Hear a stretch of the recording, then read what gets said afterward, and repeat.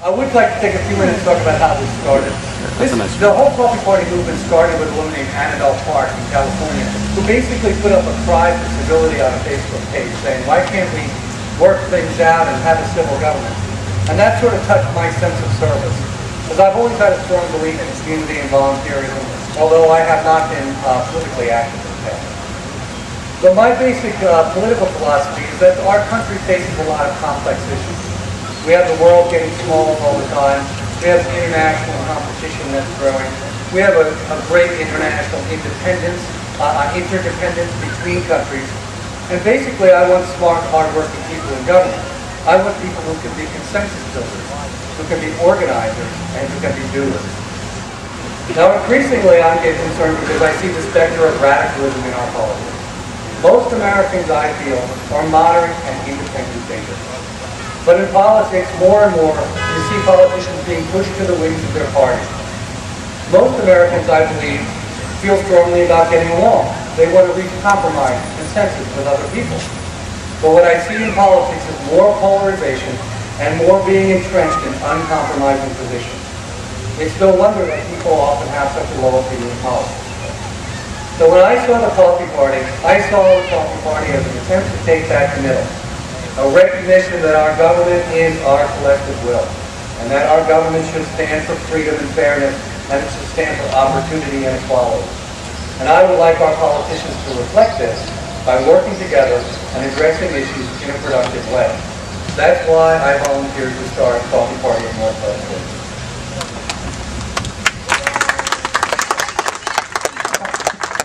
The Coffee Party movement gives voice to all Americans who want to see cooperation in government. We recognize that the federal government is not the enemy of the people, but the expression of our collective will, and that we must participate in the democratic process.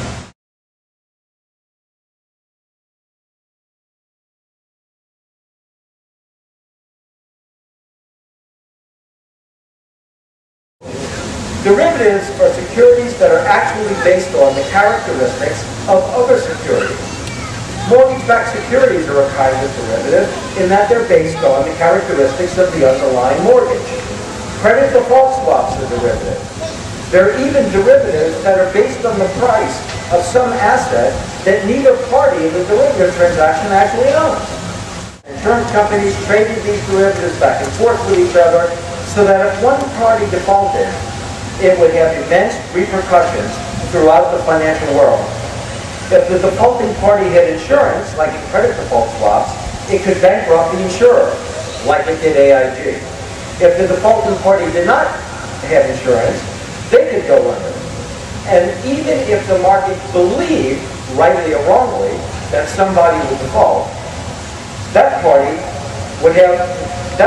could still go under, like an old-fashioned bank run. Think Jimmy Stewart in It's a Wonderful Life, and all the people think a rumor gets created, they storm the bank, they take their money out.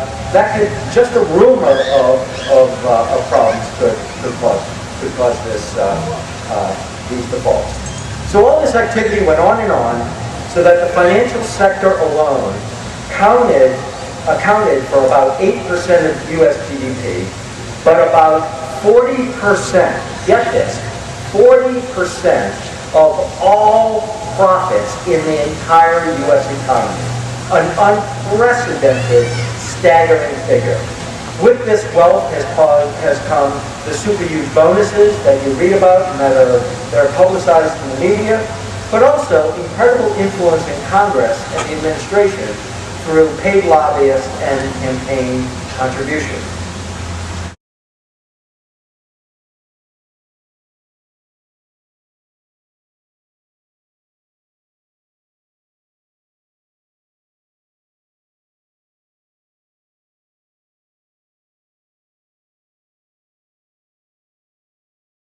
Moyer said the cost of running for public office is skyrocketing. In 1996, $1.6 billion was spent on congressional and presidential elections. 8 years later, that total has doubled to $3.9 billion.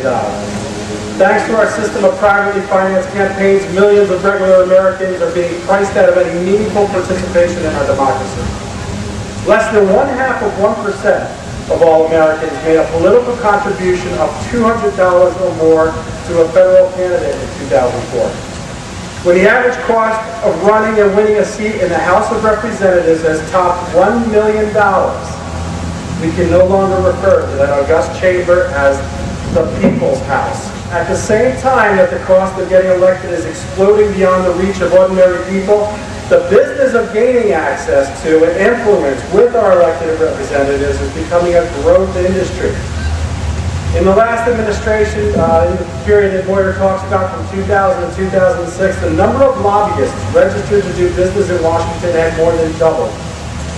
That's 16,000 lobbyists in 2000 to 34,000 in 2006. 65 lobbyists for every member of Congress. Bill Bradley said it best when he said, "Money in politics can make good people do bad things." I'm sure that all of this makes you feel angry.